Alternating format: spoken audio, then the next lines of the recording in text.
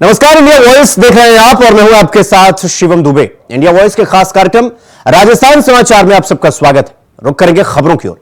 राजस्थान में 7 सीटों पर होने वाले उपचुनाव को लेकर सियासी बयानबाजी लगातार तेज हो गई। सभी राजनीतिक पार्टियों ने अपने अपने दावेदारों को चुनावी मैदान में उतार दिया। राजस्थान भाजपा के अध्यक्ष मदन राठौड़ ने भाजपा मुख्यालय पर कार्यशाला के आयोजन के दौरान यह कहा कि बीजेपी पंच निष्ठाओं की पालना के अनुसार कार्य करती है। अगले प्रदेश अध्यक्ष को लेकर यह कहा कि संगठन वर्ष में चुनाव होंगे। अगला अध्यक्ष कौन होगा ये कोई नहीं जानता। चुनावी तैयारियों को लेकर उन्होंने कहा कि निर्वाचन अधिकारी स्वस्थ परंपरा निभाएंगे। बीजेपी राष्ट्रीय निर्वाचन टीम के निर्देशानुसार राज्य में चुनाव लड़ेगी। भाजपा प्रदेश अध्यक्ष मदन राठौड़ ने भाजपा में टिकट वितरण पर यह कहा कि कांग्रेस नेता भी मुझे कहते हैं कि आपने उपचुनाव में टिकटों का चयन अच्छा किया।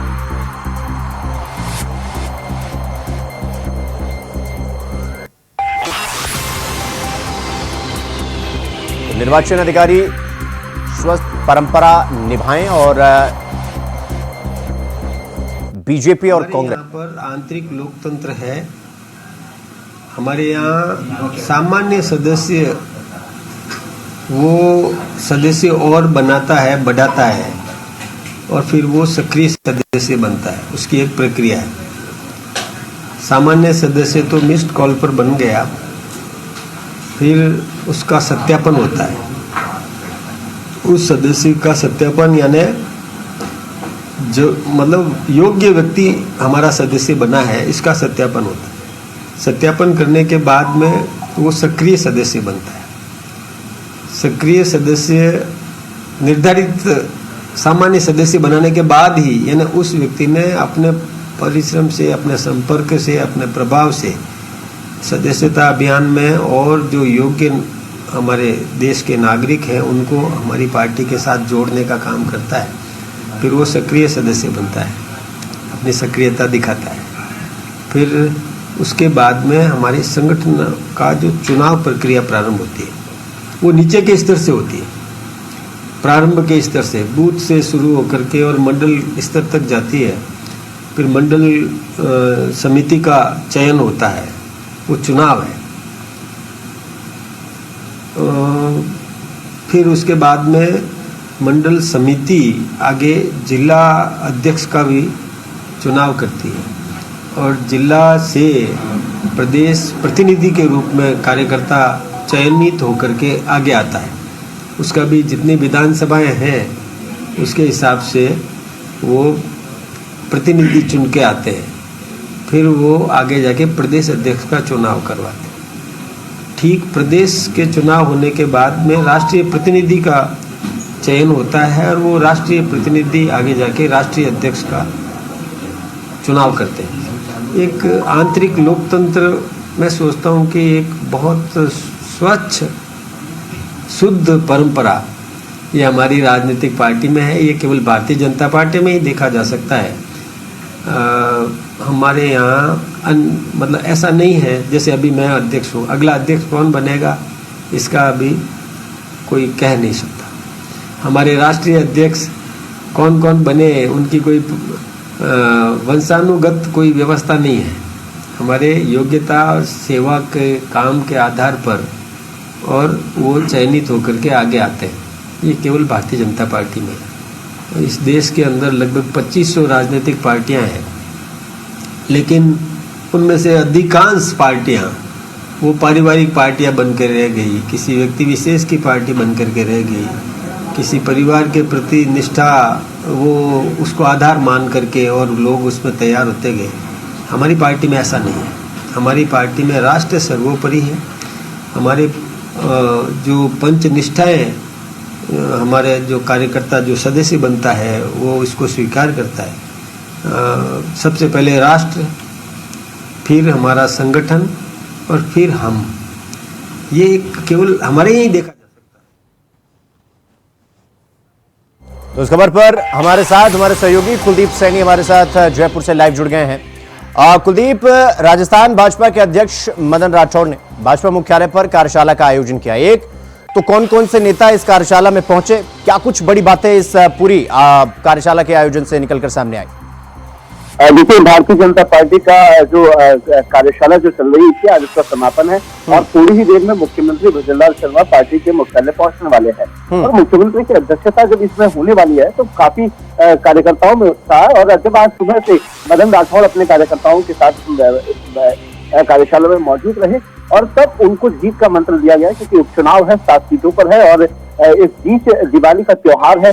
कार्यकर्ताओं को जो प्रदेश अध्यक्ष ने पहले भी कहा था कि जो पहले जो सदस्यता अभियान चलाया गया था उसमें कार्यकर्ताओं को लगातार जो जोश पार्टी की ओर से भरा गया, वो मदन राठौड़ और खुद मुख्यमंत्री भजनलाल शर्मा की अध्यक्षता में रखा गया। अब जब मुख्यमंत्री भजनलाल शर्मा पूरी देर में बीजेपी मुख्यालय पहुंचेंगे तो वहां पर भी वो कार्यकर्ताओं के साथ मुलाकात करेंगे और जो आज कार्यशाला हुई है उसके समापन का संबोधन भी मुख्यमंत्री करने वाले हैं। और जैसे बीजेपी की ओर से लगातार ये बैठकें चली और इस बैठक में अब सबसे महत्वपूर्ण ये रहा कि जब उपचुनाव है और पार्टी संगठन और दोनों को ही मजबूत करने की तैयारी में है और जिस स्तर पर बीजेपी की ओर से तैयारियां की गई थी उपचुनाव में, अब बीजेपी संगठनात्मक मुद्दे को लेकर कहीं न कहीं कार्यकर्ताओं में एक जोश भरने का काम कर रही है। हालांकि मुख्यमंत्री के यहाँ पहुंचने के बाद जो कार्यशाला होने वाली है, जो समापन होगा उसमें मुख्यमंत्री तमाम कार्यकर्ताओं का जीत का मंत्र फूंकने वाले हैं और मदन राठौड़ उनके साथ मौजूद होंगे और कई विधायक और मंत्री भी अभी मुख्यमंत्री के साथ वहां पहुंच सकते हैं। कुलदीप, अब जैसे जैसे चुनाव नजदीक आ रहा है वैसे वैसे स्ट्रेटजी तो बनानी पड़ेगी, ग्राउंड पे तो उतरना पड़ेगा। क्या ये जो आयोजन हुआ ये नेताओं को एक तरीके से जो शीर्ष नेता हैं राज्य के उनको तैयार किया जा रहा है, उनकी मानसिकता ये बदली जा रही है कि चुनाव में किसी प्रकार का कोरकसर नहीं छोड़ना है? हकीकत क्या है जमीनी स्तर पर, क्या कुछ लड़ाई देखने को मिल रही है बीजेपी और कांग्रेस? चुनाव अभी पार्टी का परिणाम ज्यादा दूर नहीं है। आज से 5 से 6 महीने पहले लोकसभा के परिणाम जब हमने को देखने को मिला और चुनाव में पार्टी को एक बड़ी शिकस्त मिली, 11 सीटें यहाँ से चली गई। उसके बाद हरियाणा चुनाव भाजपा ने जीता और राजस्थान के नेतृत्व में जीता, क्योंकि यहाँ के प्रदेश प्रभारी सतीश पूनिया को बनाया गया, मुख्यमंत्री के दौरे रहे। तो दोनों ही तरीके से अगर देखा जाए तो पार्टी कहीं ना कहीं बिखरी हुई भी है और हरियाणा चुनाव का एक बूस्टर जरूर पार्टी के बीच में है, लेकिन हालांकि पार्टी के साथ में चुनौतियां कई सारी है और 7 सीटों पर अब मुख्यमंत्री के चेहरे पर ही चुनाव लड़ा जा रहा है। तो काफी सारे मुद्दे ऐसे हैं जिन पर पार्टी और सरकार अभी तक स्टैंड नहीं ले पा रही है। सरकार के कार्यकाल को 11 महीने हो चुके हैं, लेकिन प्रदेश की जो व्यवस्थाओं में जो सुधार होना था उस प्रगति से नहीं हुआ जो बकाया जो पहले होना था। लेकिन कुछ स्तर पर मुख्यमंत्री के जो प्रयास रहे हैं वो काफी सराहनीय रहे हैं। ठीक है, बहुत बहुत धन्यवाद आपका हमसे जुड़ने के लिए कुलदीप और जानकारी हमारे साथ साझा करने के लिए। तो सक्रिय सदस्यों को बढ़ाने पर जोर है, निर्वाचन अधिकारी स्वास्थ्य चुनाव करवाएंगे, प्रत्याशियों का चयन अच्छे से हुआ है और अब चुनावी मैदान में पूरे जोर शोर के साथ पार्टी उतरेगी। तो खबरों में आगे बढ़ेंगे। ऑल इंडिया शिया पर्सनल लॉ बोर्ड के जनरल सेक्रेटरी यासूब अब्बास ने हवा महल के विधायक बाल मुकुंद पर गंभीर आरोप लगाते हुए यह कहा कि हवा महल के विधायक सस्ती लोकप्रियता हासिल करने के लिए यह सब हथकंडे अपना रहे हैं। अब्बास ने कहा कि धार्मिक समरसता को बिगाड़ने का प्रयास किया जा रहा है। हवा महल के विधायक बार बार हमारे धैर्य को तोड़ने का प्रयास कर रहे हैं। ऑल इंडिया शिया पर्सनल लॉ बोर्ड के जनरल सेक्रेटरी ने आगे कहा कि लखनऊ में हमारी बात रक्षा मंत्री राजनाथ सिंह के साथ भी हुई और उन्हें सारे मामले की जानकारी दे दी गई। उन्होंने आश्वासन दिया है कि वो इस पर कार्रवाई करेंगे। राजस्थान के मुख्यमंत्री से भी बातचीत की जाएगी। अब्बास यही नहीं रुके, उन्होंने आगे कहा कि वो राजस्थान के मुख्यमंत्री से उन्होंने समय मांगा और समय मिलते ही सारा विषय मुख्यमंत्री के संज्ञान में लाया जाएगा और विधायक के ऊपर कार्रवाई करने की मांग की जाएगी। यदि कार्रवाई नहीं की जाती तो शिया समुदाय चक्का जाम करेगा।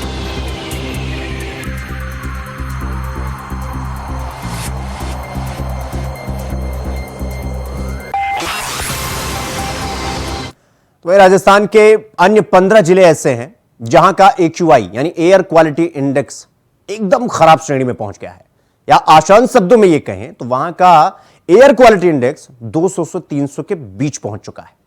इन शहरों में चूरू, भिवाड़ी, सीकर, टोंक, झुंझुनू, बीकानेर, भीलवाड़ा, बाड़ा, जयपुर, चित्तौड़गढ़, बूंदी, सवाई माधोपुर, अजमेर और जैसलमेर शामिल हैं। इनके अलावा 11 और जिले ऐसे हैं जहां प्रदूषण का स्तर मध्यम में है, यानी कि मीडियम में है, ना बहुत ज्यादा अच्छा ना बहुत ज्यादा खराब।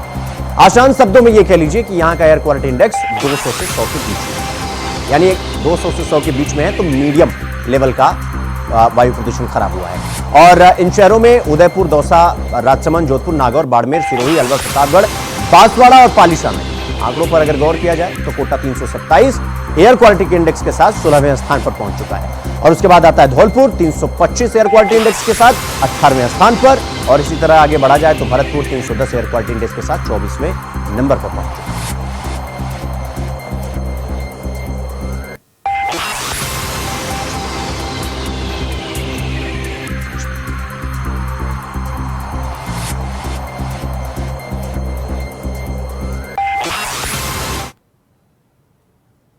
तो पूरे देश भर में त्योहारों का सीजन चल रहा है। ऐसे में कारोबारी अधिक मुनाफा कमाने के लिए खाद्य पदार्थों में मिलावट कर देते हैं, लेकिन लोगों को स्वास्थ्य को ध्यान में रखते हुए मिलावटखोरों के खिलाफ राजस्थान में लगातार कार्रवाई की जा रही है। और ऐसे में दीपावली से ठीक पहले स्वास्थ्य विभाग ने श्रीगंगापुर के रीको क्षेत्र में एक बड़ी कार्रवाई की है। इस कार्रवाई का नेतृत्व सीएमएचओ डॉक्टर अजय सिंगला और जयपुर से आए विभाग के ज्वाइंट कमिश्नर एसएस धौलपुरिया ने किया। स्वास्थ्य विभाग की टीम ने पुलिस के सहयोग से यह कार्रवाई की है, और सीएमएचओ डॉक्टर अजय सिंगला ने बताया कि फैक्ट्री के मालिक को फोन पर यह सूचित किया गया है ताकि वो फैक्ट्री में आकर कागजात पेश कर सके। आपको बता दें कि पिछले महीने भी श्रीगंगापुर में स्वास्थ्य विभाग ने हजारों लीटर मिलावटी घी पकड़ा। मावा है, करीब 400 किलो मावा है जो ये इनका बताना कि बीकानेर से आया है, और जैसे ही हमें पता लगा तो इनके यहाँ पे वो देखा गया है तो 400 किलो मावा है जो खराब स्थिति में है। तो इसके आने वाले टाइम में इसको डिस्ट्रॉय करने की कोशिश करेंगे कि ये अभी इसको उसमें पोजीशन में ले लिया, इसको सीज कर दिया है और इसको डिस्ट्रॉय करेंगे। तो वही राजस्थान हाईकोर्ट ने राजस्थान जुडिशियल सर्विस यानी आरजीएस परीक्षा परिणाम घोषित कर दिया है। हनुमानगढ़ की राधिका इसमें सबसे अव्वल रही हैं। टॉप 10 अभ्यर्थियों में 9 लड़कियां हैं, यानी कि 9 बेटियां। पुष्कर निवासी सब्जी विक्रेता रतन के बेटे भागचंद पवार ने 42वीं रैंक हासिल की है। आरजीएस में कुल 222 अभ्यर्थी पास हुए हैं। इनमें से सामान्य वर्ग के 92, अनुसूचित जाति के 35, अनुसूचित जनजाति के 24 और अन्य पिछड़ा वर्ग और अति पिछड़ा वर्ग के 45। एडब्ल्यूएस की बात करी जाए तो 21 जो परीक्षार्थी हैं वो पास हुए हैं। ओबीसी नॉन क्रीमी की वर्ग की बात की जाए तो तनुराग सिंह चौहान ने 187.5 अंकों के साथ दूसरा स्थान हासिल किया।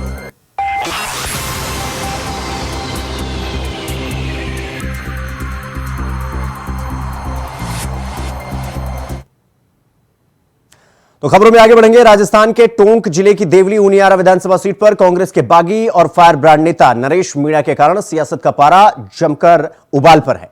अपनी पार्टी के खिलाफ निर्दलीय उम्मीदवार के तौर पर ताल ठोकने वाले सचिन पायलट के खास नरेश मीणा ने कांग्रेस में जमकर बेचैनी पैदा कर दी है। इस दौरान नरेश मीणा ने टोंक सांसद हरीश मीणा को जमकर आड़े हाथों लिया। उन्होंने कहा कि यदि 25 सितंबर को सचिन पायलट को सीएम बना दिया होता तो आज राजस्थान में कांग्रेस की सरकार होती। नरेश मीणा ने ताल ठोकते हुए कहा कि देवली उनियारा में चुनावी मुकाबला तो बीजेपी के राजेंद्र गुर्जर और नरेश मीणा के बीच में होगा। इस दौरान नरेश मीणा ने अपनी जीत के लिए गुर्जर नेता विजय बैंसला से भी समर्थन मांगकर सियासी गलियारों में खलबली मचा दी। कांग्रेस के नेता ने बात करने की कोशिश नहीं की, और क्यों नहीं की? उनकी औकात नहीं, उनमें दम नहीं है। वो सामना नहीं कर पा रहे अपने नरेश मीणा का, और नरेश मीणा से किस मुंह से बात करें? क्या कहे कि हम तू बैठ जा, क्या कहे कि तू बेक हो जा। मैंने दर दर ठोकरे खाई। मैं प्रत्येक नेता के पास गया, ऐसा कोई कांग्रेस में नेता नहीं था जिसके दर में नहीं गया। तो कांग्रेस में गोविंद सिंह जी ढोटाला साफ सुथरे आदमी नजर आते हैं, सच्चे आदमी नजर आते हैं। कई लोग पार्टियों में हो सकते हैं, कई लोग इमोशनल भी होते हैं, कि सच्चे लोग होते हैं। उनसे मैं जैसे मैंने रात में लिस्ट आई थी, हम भावुक हो गए थे। हमारे लोगों ने कहा कि ऐसा पता नहीं क्या होगा क्या नहीं होगा, तो हम बेक हो गए थे। मैं सुबह उनके पास गया था, मैंने उनसे कहा भाई साहब मैं बेक हो गया हूं और मैं चुनाव नहीं लड़ूंगा, पार्टी की मदद करूंगा, और मुझे कहीं ना कहीं आप मौका देना। इससे अभी किसी भी कांग्रेस के नेता। तो अगली खबर बाड़मेर से है, जहां डीएसटी और आरजीटी पुलिस ने साझा कार्रवाई कर शराब का पूरा जखीरा बरामद किया है। टैंकर की आड़ में अवैध शराब की तस्करी करने के आरोप में एक को गिरफ्तार भी किया है। टैंकर में पंजाब निर्मित अलग अलग ब्रांड के 388 कार्टन जब्त किया गया है। इसकी कीमत कुल जो बताई जा रही है वो 36 लाख रुपए बताई जा रही है। बाड़मेर पुलिस ने बताया कि जिले में अवैध शराब और मादक पदार्थ तस्करी गैंग पर निगरानी के लिए गठित डीएसटी टीम को यह सूचना मिली थी, जिस आधार पर यह कार्रवाई की गई।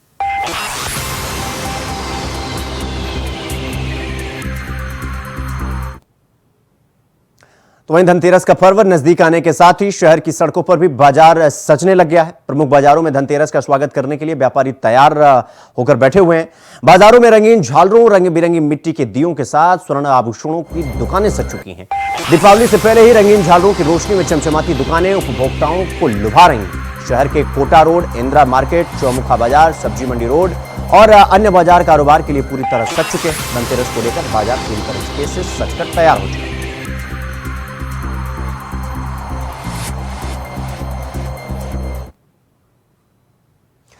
तो वहीं आने वाला त्योहार दीपावली के त्योहार पर मिठाई की दुकानों पर लाइनें लगी हुई हैं। हर तरफ मिठाई की कीमत उसके नाम के अनुसार कुछ ज्यादा ही हो जाती है, लेकिन इसमें ज्यादा अंतर नहीं होता है। जहां संभवतः राजस्थान की ही नहीं देश की सबसे महंगी मिठाई मिलती है, जहां मिठाइयां मिठाई के डिब्बे में न देकर सोने के आभूषण देने के बॉक्स में दी जाती हैं। कारण यह है कि इस मिठाई का सोने और चांदी के भस्म से इसको तैयार किया जाता है और इसके बाद भाव नीचे होने के कारण इसकी कीमत ज्यादा नहीं होती, इसलिए खरीदारी भी अच्छी होती है।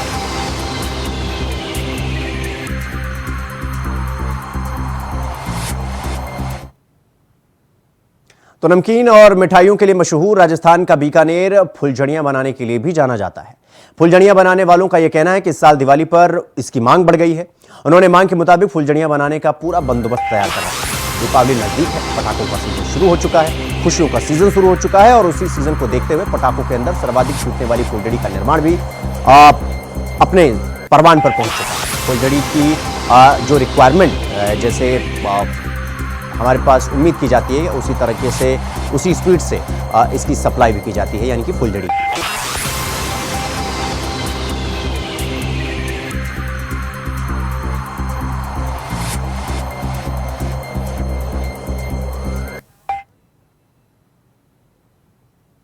खबरों में आगे बढ़ेंगे। अगली खबर राजसमंद जिले से है, जहां देवगढ़ खटीक मोहल्ले में 2 नाबालिग के साथ की गई कथित मारपीट के बाद इलाके में तनाव का माहौल बन चुका है।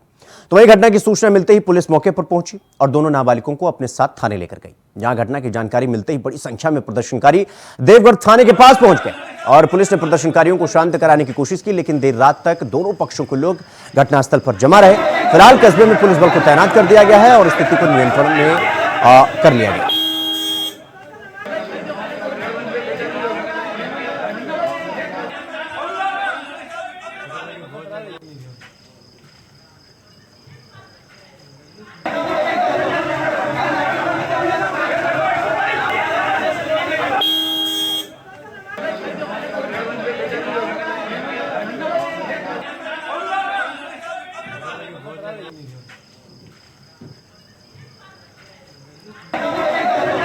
ये लगातार तस्वीरें हम आपको दिखा रहे हैं राजसमंद से, जहां पर 2 नाबालिगों के साथ मारपीट की गई और इसके बाद इलाके में तनाव बढ़ा और तनाव कुछ इस तरीके से आगे बढ़ा कि प्रशासन को वहां पर मुस्तैद होना पड़ा।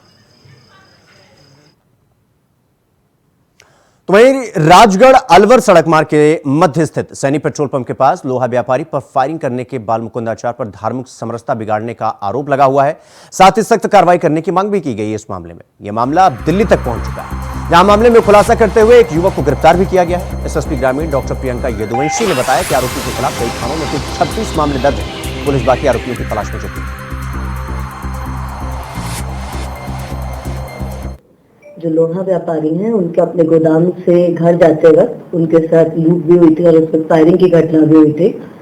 तो उसी के अंदर पुलिस ने कार्रवाई, पुलिस की विभिन्न टीमों ने कार्रवाई करते हुए उसका जो मुख्य आरोपी है भगवान साहेब उर्फ कारू, उसको गिरफ्तार किया है। ये महुआ थाने का हिस्ट्री शीटर है और अब तक इसके अगेंस्ट 26 मुकदमे जो हैं वो पंजीबद्ध किए जा चुके हैं, जिनमें से अधिकांश मुकदमे जो हैं वो लूट, चोरी और इन्हीं धाराओं के हैं। इसके अंदर जो पुलिस ने टीमें बनाई थी उनके अंदर से उसका विवरण हम आपको बाद में देंगे, पर विशेष तौर पे महुआ एसएचओ राजगढ़, इसके अलावा संदीप जो साइबर के अंदर है और कोठी नारायणपुर के जो पुलिस स्टाफ है रमेश जी, और इनका महती भूमिका रही है।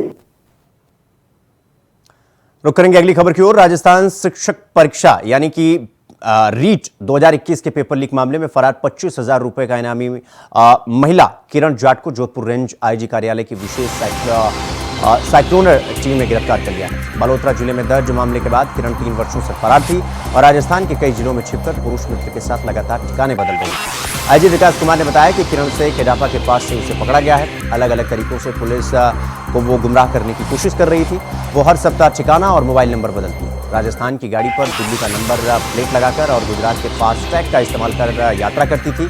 उसने गाड़ी के पीछे पुलिस का स्टिकर भी चिपकाया हुआ था। उन्होंने कहा कि पेपर लीक घोटाले में शामिल होने के कारण किरण का जीवन खतरे में गया।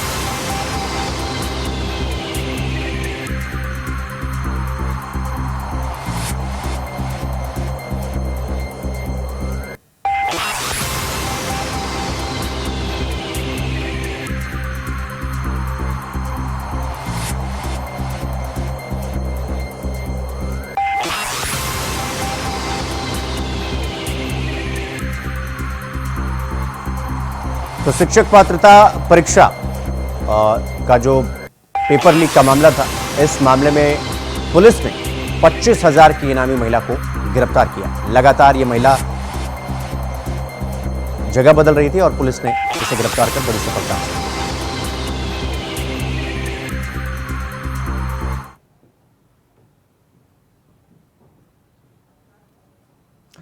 तो अगली खबर जयपुर से है, जहां करणी सेना के अध्यक्ष राज शेखावत ने लॉरेंस बिश्नोई को मारने वालों को अच्छा खासा इनाम देने की घोषणा कर दी है। राज शेखावत ने पुलिसकर्मियों को ही नहीं बल्कि उसके साथ साबरमती जेल में बंद कैदी को भी 1,11,11,111 रुपए देने की घोषणा की।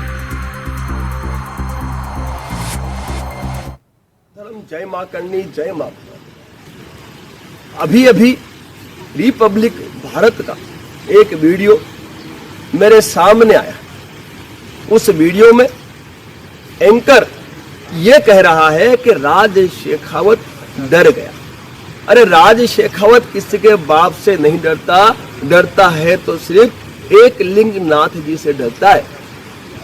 इसीलिए ये जो भ्रामक समाचार लोगों तक पहुंचाए जा रहे हैं, उस पे देश की जनता भरोसा ना करे। मैंने जो पुरस्कार की राशि की घोषणा की है, वो पुरस्कार की राशि एनकाउंटर पर पुलिस कर्मियों को अवश्य दी जाएगी। साथ ही साथ तो इसी के साथ राजस्थान समाचार में इतना ही। देश और दुनिया की तमाम खबरों को देखने के लिए देखते रहिए इंडिया वॉइस। नमस्कार।